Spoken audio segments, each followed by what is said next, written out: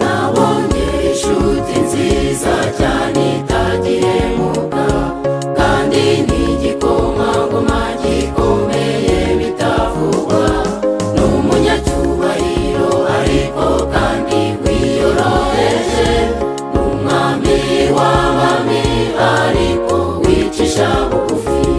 Ni Yesu wankunze kera njyewe ntarabaho, yambereye itabaza rimurikira nijoro, n'ubwugamo bw'umugari igihe bisheze, zuba ryo gukiranuka rwose nihishe muri we.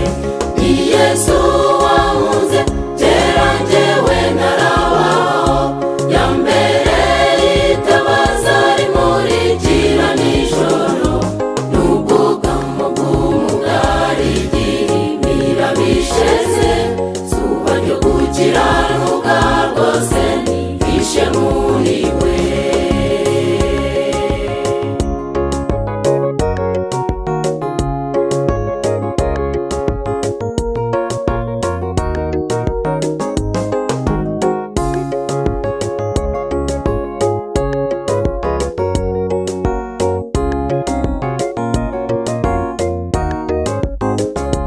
Yafashe umugambi mwiza wo kundema mu ishusho ye, ariko umwanzi Satani rwose arayihitana, ntiyadutereranye ngo aturekere uwo mugome, abaye ibicibwa yaduhinduye abanyamugisha.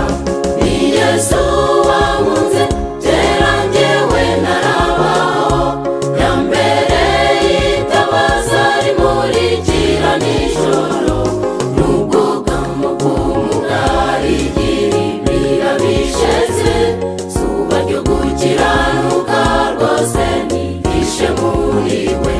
Ni Yesu wankunze kera njyewe ntarabaho, yambereye itabaza rimurikira nijoro, n'ubwugamo bw'umugari igihe bisheze, zuba ryo gukiranuka rwose nihishe muri we.